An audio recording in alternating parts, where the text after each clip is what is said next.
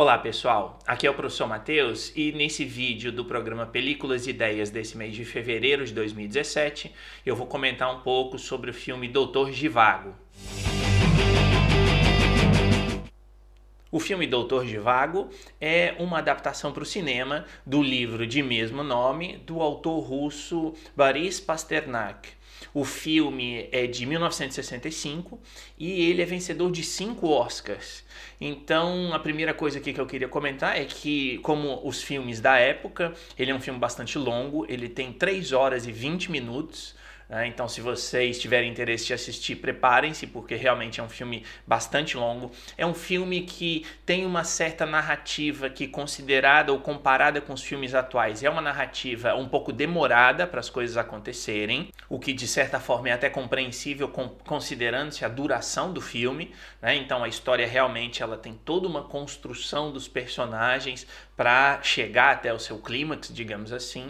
E uma outra curiosidade é que também seguindo o padrão de filmes mais antigos, os créditos são apresentados no início do filme. Então, na versão que eu tenho, por exemplo, o filme em si começa aos 7 minutos e 15 segundos, né, de vídeo.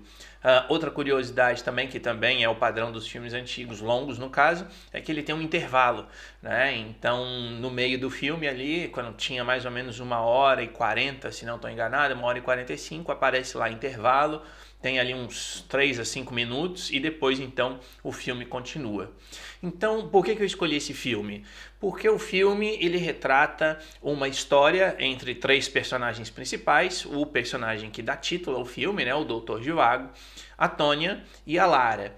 Então, obviamente, há ali um romance, né, entre o Zhivago, no caso, e a Tônia, que é sua esposa, por um lado, e o Zhivago com a Lara depois, que é uma enfermeira que ele conhece, dadas as circunstâncias que estão ali na história.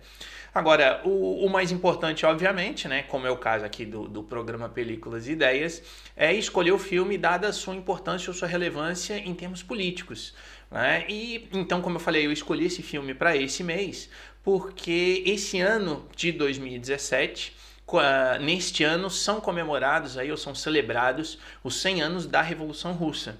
E nesse caso, quer dizer, coincidentemente, agora esse vídeo que você está vendo agora, ele entrando aqui no meu canal no dia 28 de fevereiro de 2017, é justamente a época em que essa Revolução Russa estava ocorrendo. Quer dizer, eu vou falar daqui a pouquinho no vídeo, a Revolução Russa de 1917, ela se divide em 2 partes, a Revolução de Fevereiro e a Revolução de Outubro. Então, nesse momento em que a gente está vivendo agora, né, fevereiro, março de 2017, há 100 anos atrás, era o momento em que então estava ocorrendo a primeira parte da Revolução. E o filme, ele se passa justamente nesse período.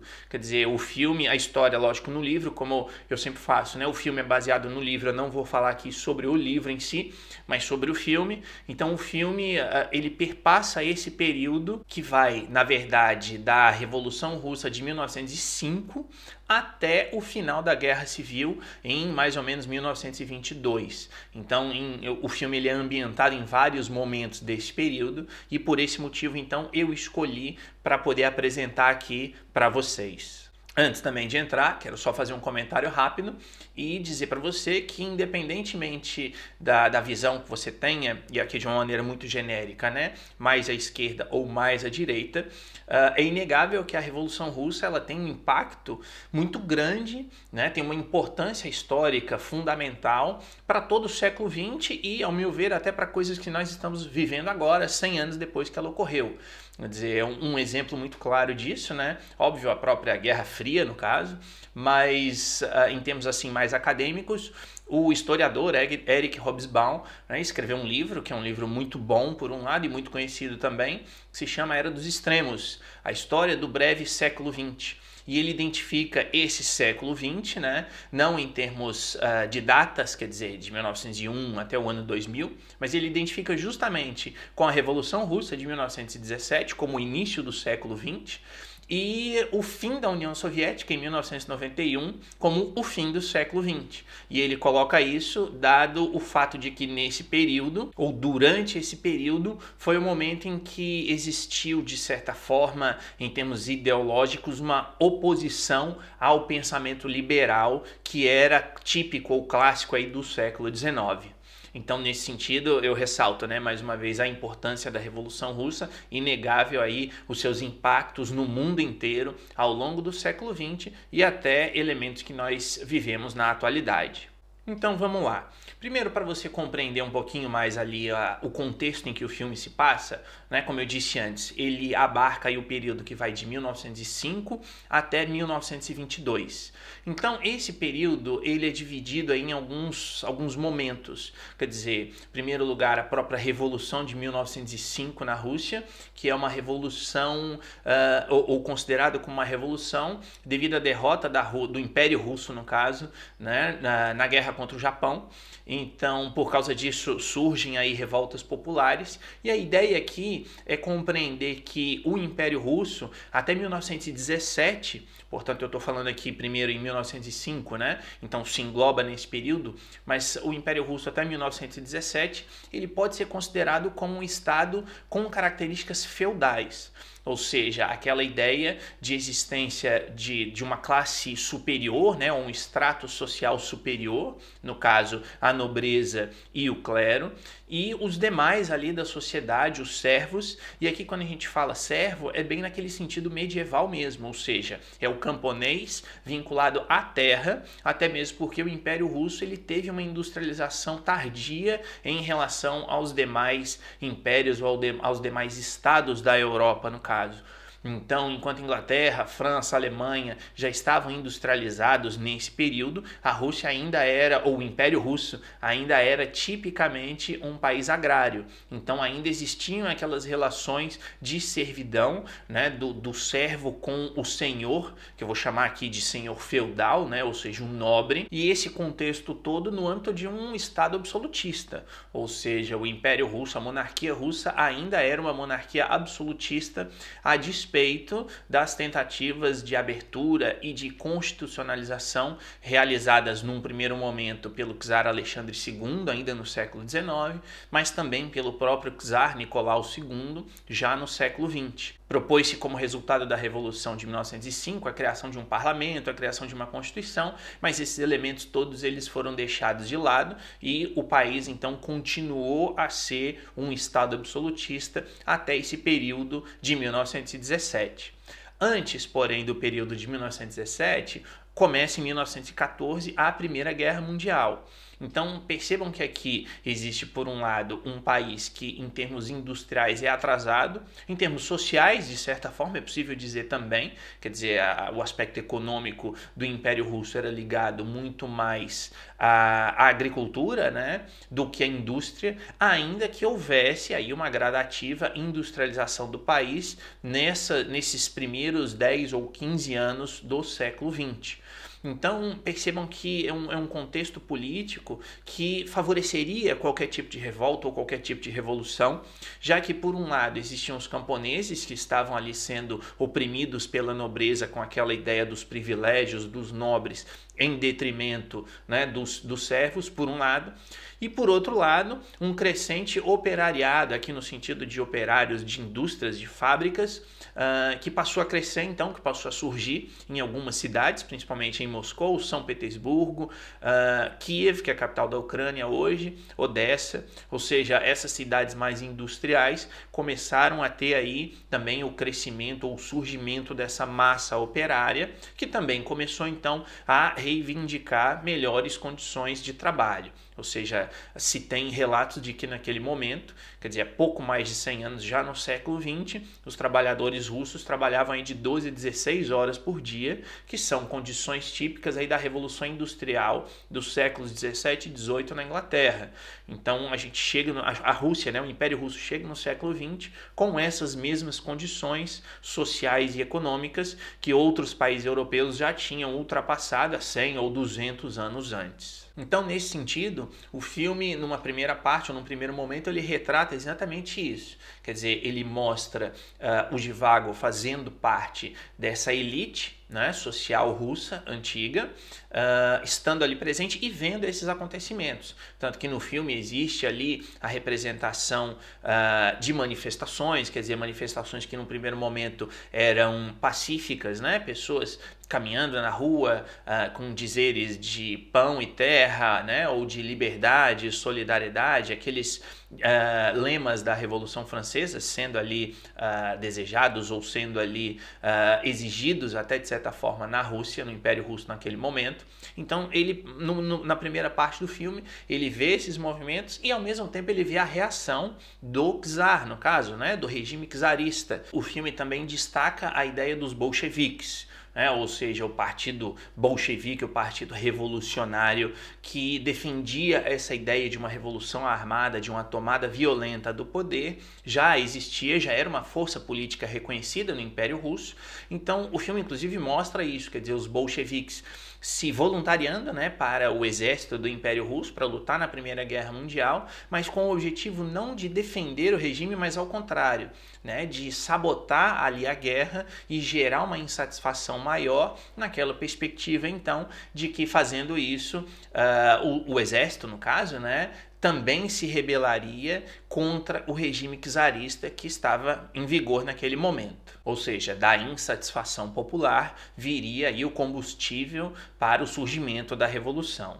E no final, quando a gente chega aí no ano então de 1917, acaba sendo efetivamente isso que ocorre.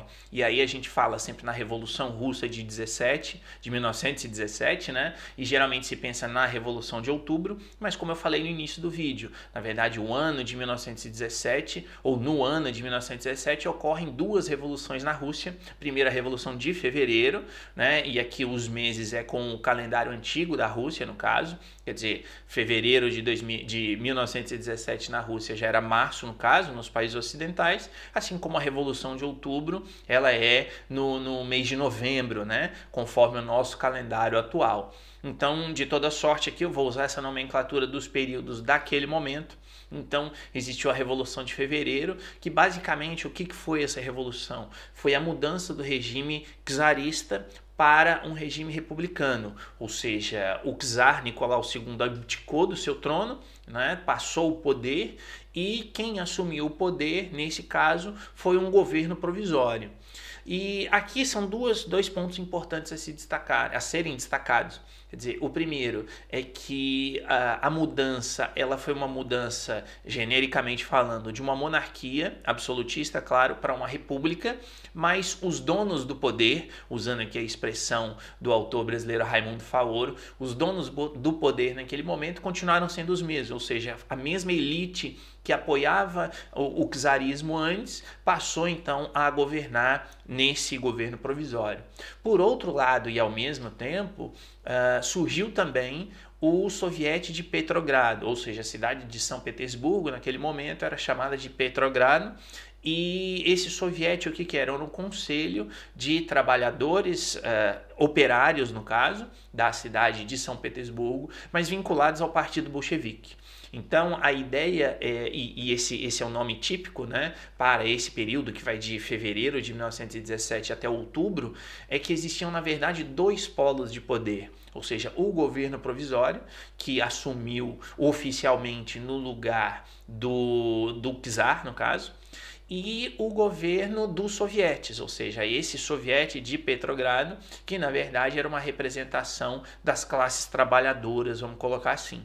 Então, se do ponto de vista formal ou jurídico, quem mandavam eram aqueles que estavam no governo provisório, do ponto de vista prático, existia a possibilidade desse soviete de Petrogrado exercer o poder político de uma maneira prática, né? E principalmente por meio do uso da força. Daí, então, a ideia da dualidade do poder político, que existiam esses dois polos de poder ao mesmo tempo. E isso também está retratado no filme. Quer dizer, fica claro ali em um determinado um determinado trecho da trama em que eles percebem o governo provisório por um lado, mas eles também percebem ou também fazem referência a esse conselho, né, a esse soviete de Petrogrado, em que fica claro ali que o povo não sabia especificamente a quem obedecer, ou seja, quem mandava era o governo provisório, aqueles membros do governo provisório, ou era o soviete. Então isso fica bem claro no filme, já que ele demonstra, né, ele perpassa esse período também. Depois disso, o filme já começa a mostrar então a própria Revolução Russa. Então eles citam a chegada de Lenin a São Petersburgo e depois a tomada do poder pelos bolcheviques em outubro de 1917, que aí é a mais conhecida Revolução de Outubro, em que os bolcheviques, no caso, se organizam, né, dão um golpe de Estado, porque na prática é isso, quer dizer, eles dão um golpe de Estado ou eles oficializam então, né, a tomada do poder com o apoio desse soviete de Petrogrado, que eu falei antes. Então eles tomam o poder, retiram o governo provisório, né, do mando e assumem então o poder político na Rússia. Isso também é mostrado no filme, ou seja, óbvio não aparecem aqui imagens de uma revolução nem nada, mas são feitas referências constantes ao período então de tomada ou de revolução, né, a Revolução de Outubro ou a tomada do poder pelos bolcheviques. E aí, voltando aqui para o aspecto histórico, o que ocorre? Os bolcheviques então tomam o poder, né, em outubro de 1917 e logo em seguida começa a chamada Guerra Civil na Rússia. Ou seja, é um período, vejam que ainda está ocorrendo a Primeira Guerra Mundial, então a Rússia assina um tratado de paz com a Alemanha, e o objetivo era esse, quer dizer, os bolcheviques tiveram apoio da Alemanha justamente para tirar o Império Russo da Primeira Guerra Mundial, para que a Alemanha pudesse então se concentrar no chamado fronte ocidental da Primeira Guerra. Então a Rússia sai da Primeira Guerra Mundial e ao mesmo tempo então, percebam aqui, né, que a Rússia ela estava devastada, primeiro pela instabilidade política que já vinha lá de 1905, segundo pela Primeira Guerra Mundial, terceiro, por essa inconstância no poder político, né, entre o governo provisório da Revolução de Fevereiro e agora o governo bolchevique, né, da Revolução de Outubro. E para complicar, quer dizer, ainda surgem inúmeros focos de resistência aos bolcheviques, né, que aí, como eu falei, é o período da Guerra Civil na Rússia, de 1917 a 1922, em que surgem, então, inúmeros exércitos, como é geralmente conhecido. Então, existe o Exército Vermelho, que é aquele oficial, digamos assim, dos bolcheviques, do governo, né, que tomou o poder, e existe o Exército Branco, ou o que é chamado de Exército Branco, que são aqueles principalmente que se opunham aos bolcheviques, né, e aqui incluíam-se nesse Exército Branco tanto aqueles que eram defensores de uma volta à monarquia absolutista, quanto aqueles que eram defensores da volta do governo provisório, ou não do governo provisório em si, mas daquilo que o governo provisório representava, ou seja, a ideia de uma república, né, no seu sentido de uma república liberal, no caso. E além desses, quer dizer, existiam outros focos, né, de revolta ou de contestação do poder dos bolcheviques, tanto que se fala no Exército Verde, ou seja, que eram camponeses que se organizavam em termos de milícias, né, para poder se defender tanto do Exército Branco quanto do Exército Vermelho. Existia o chamado Exército Negro, que era formado principalmente por anarquistas e que teve uma força razoavelmente grande na Ucrânia, na região da Ucrânia. E para complicar ainda mais, quer dizer, a Rússia também foi invadida por tropas inglesas, por tropas holandesas, americanas e japonesas. Quer dizer, percebam aqui a instabilidade que existia no país, ou que existiu no país, né, naquele momento, já que não apenas o Exército Vermelho, o regime, né, dos bolcheviques tentava então se manter no poder, lutando contra esses inúmeros focos, né, de contestação. Daí então a ideia da guerra civil, que vai até 1922, ainda que existam alguns autores que digam que na verdade a guerra civil foi para além de 1922, né? Geralmente se aceita como 1922 porque é o período então em que os bolcheviques eles efetivamente se estabilizam no poder, a ponto de ser criada nesse mesmo ano de 1922 a União Soviética, ou seja, naquele período anterior, o período que vai de 1917 a 1922, não existia ainda a União Soviética. O que existia na verdade era ali a República Federativa Socialista da Rússia ou da Ucrânia e por aí vai. Então é a partir de 1922 que surge a União Soviética, e esse surgimento então ele simboliza aí a vitória do Exército Vermelho e dos bolcheviques na manutenção do poder político em suas próprias mãos. Então esse é o traço histórico, né, desse período, óbvio que aqui muito resumidamente.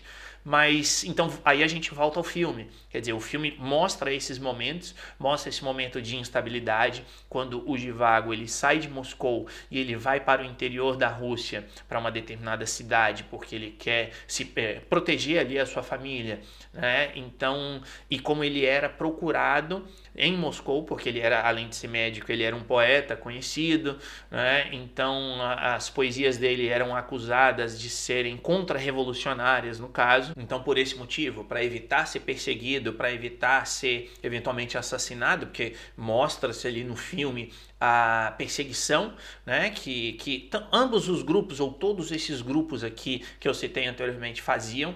Tanto que tem um trecho do filme em que o Zhivago ele é sequestrado por uma milícia que em tese está agindo ali em nome do Exército Vermelho, mas ela também tem os seus objetivos próprios, quer dizer, uma demonstração da ausência de um poder político centralizado, né, especificamente naquele momento.